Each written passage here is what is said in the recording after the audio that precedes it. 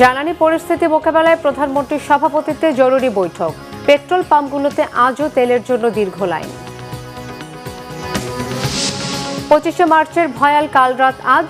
কাল মহান স্বাধীনতা দিবসে মুক্তিযুদ্ধে বীর শহীদদের শ্রদ্ধা জানাতে প্রস্তুত জাতি।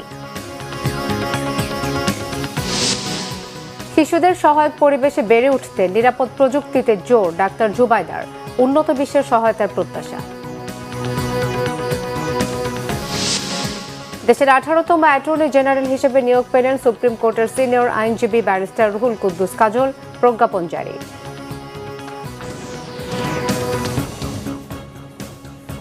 দেখছিলেন ক্রাউন সিমেন্ট সংবাদ শিরোনাম। এবারে বিস্তারিত। দেশের জ্বালানি পরিস্থিতি মোকাবেলায় করণীয় নিয়ে সরকারের বিশেষ বৈঠক হয়েছে। প্রধানমন্ত্রী তারেক রহমানের সভাপতিত্বে সকালে সচিবালয় মন্ত্রী পরিষদ বিভাগের নিজ দপ্তরে এই বৈঠক হয়। গুরুত্বপূর্ণ এই সভায় বিদ্যুৎ ও জ্বালানি মন্ত্রী সহ সংশ্লিষ্ট বিভিন্ন মন্ত্রণালয়ের মন্ত্রীরা উপস্থিত ছিলেন। যুদ্ধের প্রভাব মোকাবেলায় পরবর্তী করণীয় নির্ধারণ নিয়ে এ সময় আলোচনা করেন তারা। মধ্যপ্রাচ্যে অস্থিতিশীল পরিস্থিতি সম্ভাব্য প্রভাব মোকাবেলায় এরই মধ্যে সরকারের পক্ষ থেকে দ্রুত পদক্ষেপ নেওয়া হয়েছে। এদিকে বিকেল 4টায় অনুষ্ঠিত হয় মন্ত্রী পরিষদের বৈঠক। কাল স্বাধীনতা ও জাতীয় দিবস পড়ায় বৈঠকটি আজ এগিয়ে আনা হয়েছে বলে জানিয়েছেন অতিরিক্ত প্রেস সচিব। মহান স্বাধীনতা দিবস ও জাতীয় দিবস উপলক্ষে স্মারক ডাকটিকিট অবমুক্ত করেছেন প্রধানমন্ত্রী তারেক রহমান। সকাল 9:30টায় সচিবালয় মন্ত্রী পরিষদ বিভাগে নিজ দপ্তরে প্রধানমন্ত্রী 10 টাকা মূল্যমানের একটি স্মারক ডাকটিকিট, 10 টাকা মূল্যমানের একটি উদ্বোধনী খাম, 5 টাকা মূল্যমানের একটি ডাটা কার্ড ও একটি বিশেষ সিলমোহর উদ্বোধন করেন। এ সময় ডাক ও টেলিযোগাযোগ মন্ত্রী ফকির মাহবুব আনাম, ডাক সচিব আব্দুল নাসের খান এবং ডাক অধিদপ্তরের মহাপরিচালক কাজী আসাদুল ইসলাম উপস্থিত ছিলেন।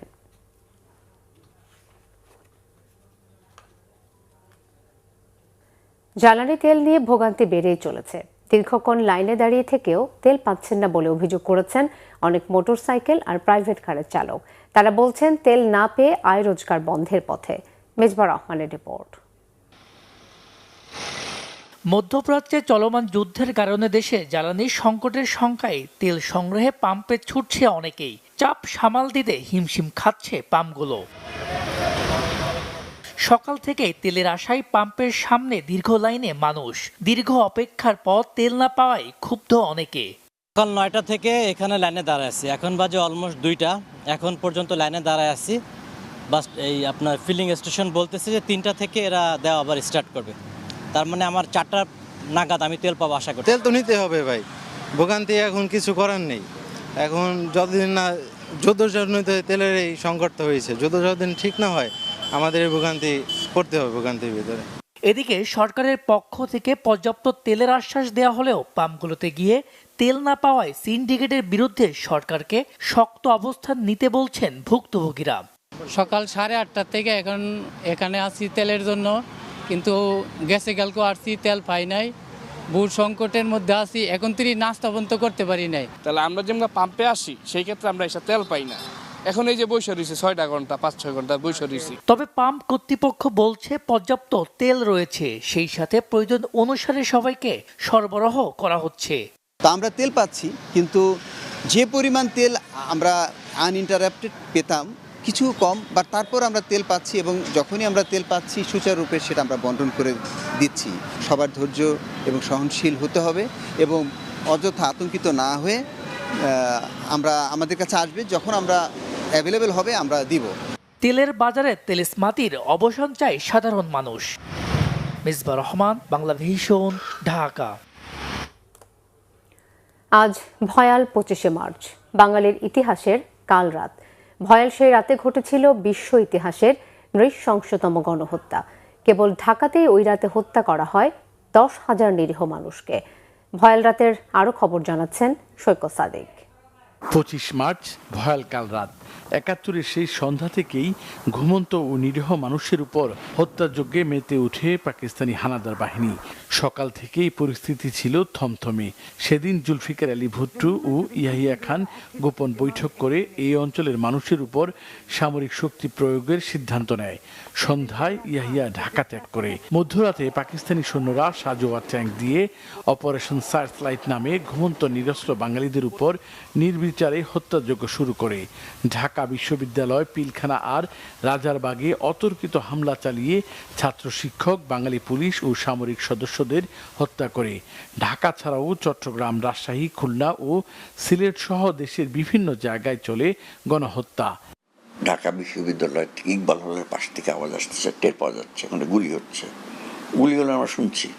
ধানমন্ডি 2 নম্বর রোড পর্যন্ত গেলাম, দেখলাম মোয়াজ্জমকে, তারা লেফটেন্যান্ট কমান্ডার মোয়াজ্জমকে গাড়ির পিছে বাইন্ধে জিপের পিছে, সেই রক্ত দাগ এখনো পড়ে আছে। আমরা দাঁড়ানো ইত্তেফাকের সামনে হাজার হাজার লোক। 10টার দিকে, 9:30 10টার দিকে একটা আগুনের ইয়ে উঠলো আকাশে, ফ্লেয়ার, সিগন্যাল গান ফায়ার করলো। হ্যাঁ, সবুজ একটা ইয়ে আকাশের দিকে উঠলো। আর একটা লাইট উঠলো, সেটা হলো গিয়ে রাজারবাগ পুলিশ লাইন। 25 মার্চ কাল রাতে হত্যাযজ্ঞের তীব্রতা বাড়লেও মূলত তার আগে থেকে বাঙালিদের উপর চলছিল পাকিস্তানি বর্বরতা। 25 তারিখে হত্যার পর যে রক্তের বন্যা বইয়ে দিয়েছিল তারা, তারপরে ওটা শুনে না আমরা একটা বিরাট রকম একটা চেঞ্জ আমাদের মধ্যে আসলো। সারা দেশের মানুষকে একটা ঘোষণার মাধ্যমে যে সাধারণ মানুষ থেকে যোদ্ধায় পরিণত করা যায়, একটা ঘোষণাই কিন্তু আমাদেরকে করে দিল। তখন আমাদের অল্প বয়স, কম বয়স, যুদ্ধে যাওয়ার আমাদের শ্রেষ্ঠ সময়, আমরা ডিসিশন নিয়ে নিলাম। 25 মার্চ কাল রাতে কেবল ঢাকাতেই হত্যা করা হয় আনুমানিক 10,000 নিরীহ মানুষকে। তবে স্বাধীনতার 54 বছর পার হলেও অপারেশন সার্চলাইটে কতজন শহীদ হয়েছিলেন তার সঠিক পরিসংখ্যান নেই কারো কাছে। ওই সময় যারাই জয়েন করছে তারা কিন্তু নির্দ্বিধায় স্বার্থহীন দেশপ্রেমের জন্য, দেশের জন্য যুদ্ধ করছে। আমরা এখান থেকে চলে যাওয়ার আগে এটা বন্ধ করবই, যাতে আমাদেরকে আর নিয়ে আর কেনা বেচা না হয়। হাসিনা অনেক বেচছে, 2.5 টাকা, 3 টাকা, 5 টাকা, 7.5 টাকা হিসাবে বিক্রি করছে। 25শে মার্চের সেই রাতের স্বীকৃতি মিলেনি জাতিসংঘ সহ কোনো আন্তর্জাতিক সংস্থার কাছ থেকে। সৈকত সাদিক, বাংলা ভিশন, ঢাকা। যথাযোগ্য মর্যাদায় দেশের বিভিন্ন জায়গায় ৭১-এর ভয়াল 25শে মার্চ গণহত্যা দিবস পালন হয়েছে। চট্টগ্রামে বীর শহীদদের প্রতি শ্রদ্ধা নিবেদন করেন চট্টগ্রাম সিটি কর্পোরেশনের মেয়র ডাক্তার শাহাদাত হোসেন সহ অন্যরা। মহানগরীর পাহাড়তলী বধ্যভূমিতে ফুল দিয়ে শ্রদ্ধা জানান তারা। এ সময় সিটি কর্পোরেশনের ঊর্ধ্বতন কর্মকর্তারা উপস্থিত ছিলেন। City mayor doctor Shahadat Hossain বলেন, ৭১-এর 25শে মার্চ কাল রাতে নিরস্ত্র বাঙালি জাতির উপর পাকিস্তানি শাসক গোষ্ঠী যে গণহত্যা চালিয়েছিল তা পৃথিবীর ইতিহাসে বিরল এবং বর্বরোচিত ঘটনা। গণহত্যা দিবস উপলক্ষে মৌলভীবাজার শহরের শাহ মোস্তফা রোডস গণকবরে পুষ্পস্তবক অর্পণের মাধ্যমে জেলা প্রশাসন, জেলা পুলিশ ও মুক্তিযোদ্ধা, রাজনৈতিক দলসহ বিভিন্ন প্রতিষ্ঠান শহীদদের স্মৃতির প্রতি গভীর শ্রদ্ধা নিবেদন করে। পরে জেলা প্রশাসক কার্যালয়ে গণহত্যা দিবস উপলক্ষে আলোচনা সভা হয়। 25 মার্চ গণহত্যা দিবস উপলক্ষে কুড়িগ্রামে জেলা প্রশাসকের সম্মেলন কক্ষে আলোচনা সভা হয়। সভাপতিত্ব করেন জেলা প্রশাসক অন্নপূর্ণা দেবনাথ। সভায় শহীদদের প্রতি শ্রদ্ধা জানিয়ে বক্তারা বীর শহীদদের গভীর শ্রদ্ধার সাথে স্মরণ করেন। শহীদদের ত্যাগ ও সাহস চিরস্মরণীয় উল্লেখ করে এই দিন ইতিহাসের সত্য উদ্ঘাটনে আগামী প্রজন্মকে শিক্ষিত করার দায়িত্ব দেয় বলে জানান বক্তারা। বগুড়ার জেলা প্রশাসকের আয়োজনে ও জেলা তথ্য অফিসের সহযোগিতায় বগুড়ায় গণহত্যা দিবস এবং ঐতিহাসিক মুক্তিযুদ্ধ সম্পর্কে স্মৃতিচারণ ও আলোচনা সভা হয়েছে। স্থানীয় জেলা স্কুলে মুক্তিযোদ্ধা আমিনুল হক মিলনায়তনে অনুষ্ঠিত আলোচনা সভায় প্রধান অতিথি ছিলেন জেলা প্রশাসক মোহাম্মদ তৌফিকুর রহমান। গাইবান্ধায় 25শে মার্চ গণহত্যা দিবস উপলক্ষে আলোচনা সভা হয়েছে। জেলা প্রশাসনের আয়োজনে জেলা শিল্পকলা একাডেমি মিলনায়তনে এই সভা হয়। এতে 1971 সালের কাল রাতের শহীদদের গভীর শ্রদ্ধার সাথে স্মরণ করা হয়। শেষে শহীদদের রুহের মাগফিরাত কামনা করে বিশেষ মোনাজাত হয়। যথাযথ মর্যাদায় গণহত্যা দিবস পালন হয়েছে নাটোরে। সকালে উপজেলার ফুলবাগান বদ্ধভূমিতে পুষ্পস্তবক অর্পণ শেষে জেলা প্রশাসকের সম্মেলন কক্ষে হয় আলোচনা সভা। জেলা প্রশাসক আসমা শাহিনের সভাপতিত্বে বক্তারা মহান মুক্তিযুদ্ধের 25 মার্চ রাতের গণহত্যার ভয়াবহতা নিয়ে আলোচনা করেন।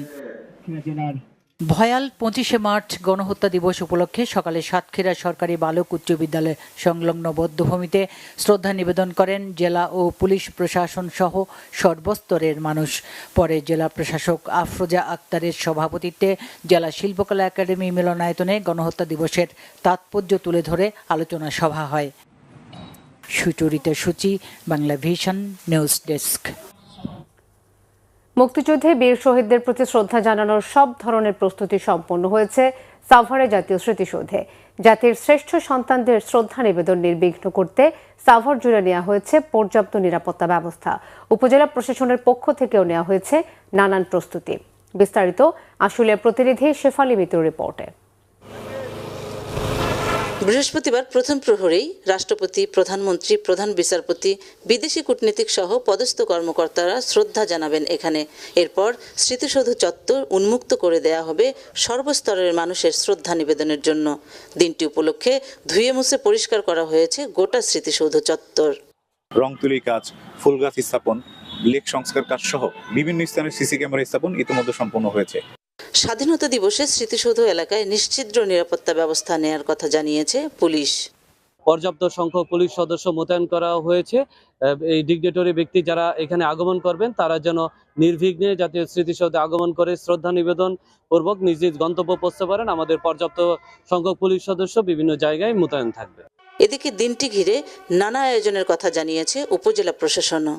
বীর মুক্তিযোদ্ধাগণের জন্য আমরা সংবর্ধনা অনুষ্ঠান আয়োজন করেছি, এছাড়া সেটা উপজেলা প্রশাসনের পক্ষ থেকে এবং একই সাথে আমরা পৌরসভার পক্ষ থেকেও আয়োজন করেছি।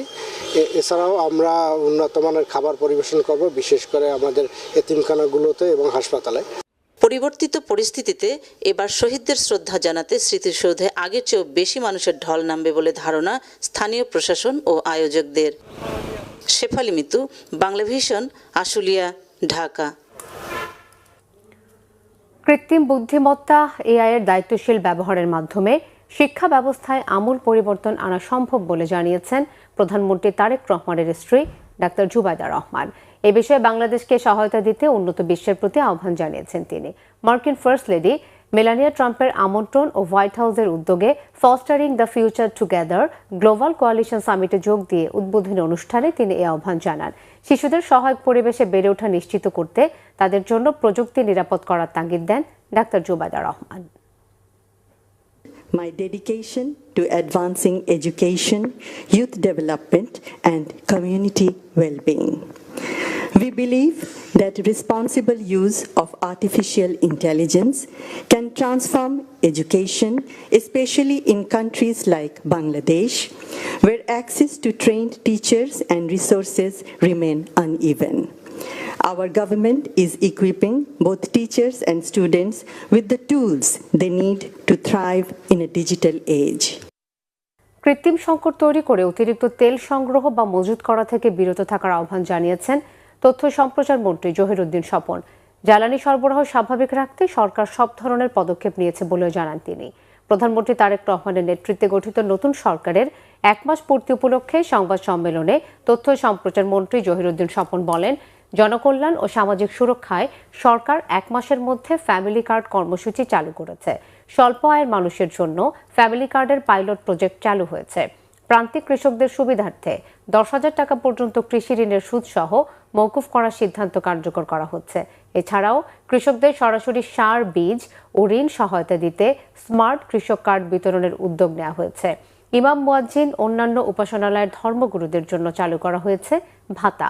খাল খনন কর্মসূচি সহ বেশ কিছু সিদ্ধান্ত নিয়েছে সরকার। তারপরেও গঠনমূলক সমালোচনা করে সরকারের ভুল ত্রুটি ধরিয়ে দিতে গণমাধ্যমের প্রতি আহ্বান জানান তথ্য সম্প্রচার মন্ত্রী জহিরুদ্দিন স্বপন। যে পরিকল্পনা গ্রহণ করা হয়েছে, অর্থমন্ত্রীর নেতৃত্বে একটা মন্ত্রিপরিষদ কমিটি গঠন করা হয়েছে এবং তারা অত্যন্ত দক্ষতার সঙ্গেই এই সময়কার পরিস্থিতিকে একটা সুষ্ঠু ব্যবস্থাপনার মধ্যে এনেছেন।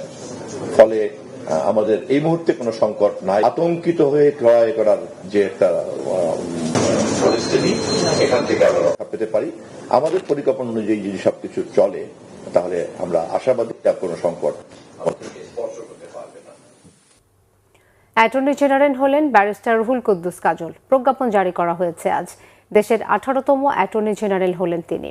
ব্যারিস্টার রুহুল কুদ্দুস কাজল বাংলাদেশ সুপ্রিম কোর্টের একজন সিনিয়র আইনজীবী এবং ব্যারিস্টার অ্যাট ল। তিনি বিএনপির জাতীয় নির্বাহী কমিটির সদস্য এবং বিএনপি গঠিত আইনি সহায়তা উপকমিটির দলনেতা। ব্যারিস্টার রুহুল কুদ্দুস কাজল বাংলাদেশ সুপ্রিম কোর্ট আইনজীবী সমিতির সম্পাদক হিসেবে দায়িত্ব পালন করেছেন এবং সুপ্রিম কোর্ট বারের একজন প্রভাবশালী ব্যক্তিত্ব। তিনি বাংলাদেশ বার কাউন্সিলের এক্সিকিউটিভ কমিটির চেয়ারম্যান হিসেবেও দায়িত্ব পালন করেছেন। 2010 সালে তাকে হাইকোর্ট বিভাগের অতিরিক্ত বিচারক হিসেবে নিয়োগের উদ্যোগ নেওয়া হলেও তৎকালীন প্রধান বিচারপতির আপত্তির কারণে তা বাস্তবায়িত হয়নি। তিনি পেশাগত জীবনে সুপ্রিম কোর্টে গুরুত্বপূর্ণ রাজনৈতিক ও সাংবিধানিক মামলা পরিচালনার জন্য পরিচিত। ঈদ উল ফিতরের টানা 7 দিনের ছুটি শেষে জীবিকার তাগিদে রাজধানী ঢাকামুখী মানুষের ঢল। যাত্রীদের চাপ বেড়েছে বাস টার্মিনাল ও রেলওয়ে স্টেশনে। নাবিল জাহাঙ্গীরের রিপোর্ট। ঈদের ছুটি শেষে কর্মস্থলে যোগ দিতে ঢাকায় ফিরছে মানুষ। বুধবার সকালে কমলাপুর রেলওয়ে স্টেশনে দেখা গেছে ফিরতি যাত্রীদের ভিড়। নির্বিঘ্ন যাত্রা শেষে সময় মতো ঢাকায় পৌঁছাতে পেরেছেন বলে জানান বেশিরভাগ যাত্রী। ট্রেনে অতিরিক্ত যাত্রী তোলার অভিযোগ রয়েছে অনেকের। রাতে 11:30 ছাড়ছে, এখন পৌঁছাইলো আর কি। আসার কথা ছিল আমাদের প্রায় 4টার আশেপাশে, সেখানে আসতে আসতে অলমোস্ট 7:30 বেজে গিয়েছে। আমাদের লাগে আমাদের থেকে চুরি গেছে গা। এমপ্লয় থাকতে এত লোক উঠলে কেমন আমি বুঝলাম না। এর টিকিট ছাড়া লোকগুলোকে কিভাবে উঠে এলো? যে জায়গাটাতে আমরা বের হব, ঢুকবো, বাথরুমে যাব বা ছোট বাচ্চা আছে, ওখানে একটা লোক শুয়ে পুরা মানে গামছা বিছায় শুয়ে। এদিকে সড়ক পথে ঢাকায় ফেরা যাত্রীরা বলছেন ফিরতি যাত্রায় যানজট পোহাতে হচ্ছে না তাদের। তবে বাড়তি ভাড়া নিয়ে মিশ্র অভিজ্ঞতা রয়েছে অনেকের। এখান থেকে যানজট ছিল না, ফুললি ফ্রি ছিল রাস্তা। ঘুরে আসলাম ওখান থেকে, খুলনা গিয়েছি, সুন্দরবন গিয়েছি, মানে ওভারঅল ভালোই লেগেছে আমাদের। যানজট ছিল না, রোড ক্লিয়ার ছিল এবং স্বস্তিপূর্ণদায়ক যাত্রা ছিল। ভাড়াও রিজনেবল ছিল, বেশি নেয় নাই। যাত্রা শেষ করে বরিশাল থেকে আসলাম, জার্নি ভালো ছিল, রাস্তাঘাট খুব একটা যানজট ছিল না। অন্যান্য বারের তুলনায় এবার ঈদ যাত্রাটা খুব স্বাভাবিক ভালো হয়েছে আর কি। আমরা তো ঝালকাঠি থেকে সকালের 1st আওয়ারের গাড়িতে আসলাম। আগামীকাল সরকারি ছুটি এবং পরের 2 দিন সাপ্তাহিক ছুটি থাকায় এবার অনেকটা ধীরে সুস্থে ঢাকায় ফিরছেন যাত্রীরা, বলছেন পরিবহন সংশ্লিষ্টরা। নাবিল জাহাঙ্গীর, বাংলা ভিশন, ঢাকা।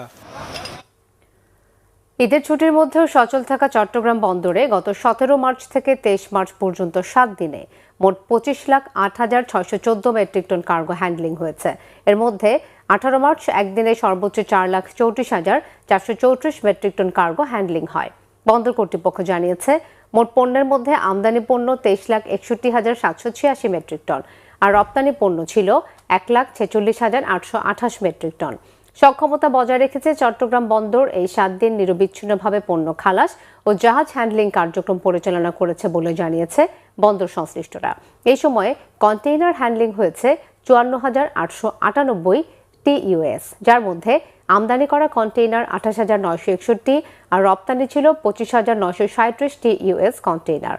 এর মধ্যে 18 মার্চ একদিনে সর্বোচ্চ 11,861 TEUS কন্টেইনার লোড আনলোড করা হয়। নোয়াখালীর কোম্পানিগঞ্জ ও সুবর্ণচরে আলাদা আগুনে পুড়ে গেছে 28টি দোকান, তবে কোনো হতাহতের খবর পাওয়া যায়নি। মঙ্গলবার রাত 1:30টার দিকে সুবর্ণচরের ভুইয়ারহাট দক্ষিণ বাজারে হঠাৎ আগুনের সূত্রপাত হয়। মুহূর্তে তা ছড়িয়ে পড়ে আশেপাশের দোকানগুলোতে। এতে ফল, মুদি, কোল্ড কর্নার, ওষুধসহ 24টি দোকান পুড়ে যায়। খবর পেয়ে ফায়ার সার্ভিসের একটি ইউনিট প্রায় 2 ঘন্টার চেষ্টায় আগুন নিয়ন্ত্রণে আনে। এদিকে বুধবার ভোরে কোম্পানিগঞ্জের বসুরহাট বাজারের হাসপাতাল গেট এলাকায় আগুনে বেশ কয়েকটি দোকান পুড়ে যায়। দ্রুত ঘটনাস্থলে পৌঁছে আগুন নিয়ন্ত্রণে আনে ফায়ার সার্ভিস। বৈদ্যুতিক শর্ট সার্কিট থেকে আগুনের সূত্রপাত হতে পারে বলে প্রাথমিকভাবে ধারণা করছে ফায়ার সার্ভিস। ক্ষতিগ্রস্ত ব্যবসায়ীদের দাবি, আগুনে তাদের কয়েক কোটি টাকার ক্ষতি হয়েছে। দেশের বিভিন্ন জায়গার আরও কিছু খবর নিয়ে ডেস্ক রিপোর্ট। পঞ্চগড় বাজারে আগুনে পুড়ে যাওয়া বেশ কয়েকটি দোকান পরিদর্শন করেছেন পানি সম্পদ প্রতিমন্ত্রী ফোরাত হোসেন আজাদ। এই সময় ক্ষতিগ্রস্তদের সহায়তার আশ্বাস দেন তিনি। অগ্নিকাণ্ড যেন আর না ঘটে সেজন্য সকলকে সতর্ক থাকার আহ্বানও জানান প্রতিমন্ত্রী। চাঁপাইনবাবগঞ্জের শাহজাহানপুর ইউনিয়নে ব্রিজের অ্যাপ্রোচ সড়ক নির্মাণ পরিদর্শন করেছেন স্থানীয় সরকার পল্লী উন্নয়ন ও সমবায় প্রতিমন্ত্রী মীর শাহ আলম। দুপুরে এতে উপস্থিত ছিলেন স্থানীয় সংসদ সদস্য নুরুল ইসলাম বুলবুল। জামালপুরে সাংবাদিকদের সাথে নবাগত পুলিশ সুপারের মতবিনিময় সভা হয়েছে। পুলিশ সুপারের সম্মেলন কক্ষে এতে বক্তব্য রাখেন পুলিশ সুপার মোসাম্মদ ফারহানা ইয়াসমিন সহ অন্যরা। বরিশালের গৌর নদীতে গোমস্তা হালিমা জালাল হেলথ কেয়ারের ভিত্তিপ্রস্তর স্থাপন করেছেন সুপ্রিম কোর্টের হাইকোর্ট বিভাগের বিচারপতি জাকির হোসেন গালিব। উদ্বোধনী অনুষ্ঠান ও আলোচনা সভায় সভাপতিত্ব করেন কথা সাহিত্যিক ও নাট্যকার আব্দুল হাকিম। বিশেষ অতিথি ছিলেন রংপুর নব থিয়েটার নির্মাণ প্রকল্পের পরিচালক ও যুগ্ম সচিব মোহাম্মদ আব্দুল হালিম। গাইবান্ধা জেলা বিএনপির প্রয়াত সিনিয়র সহ সভাপতি মরহুম খন্দকার আহাদ আহমেদের পঞ্চম মৃত্যুবার্ষিকী উপলক্ষে দোয়া মাহফিল হয়েছে। দুপুরে শহরের খন্দকার মোড় এলাকায় তার নিজ বাসভবনে উপস্থিত ছিলেন জেলা বিএনপির সাধারণ সম্পাদক Mahmudul Titul. Bangla vision news desk. এই ছিল এখনকার মতো। পরের সংবাদ সন্ধ্যা 7:30টায় দেখার আমন্ত্রণ রইল। ধন্যবাদ সবাইকে।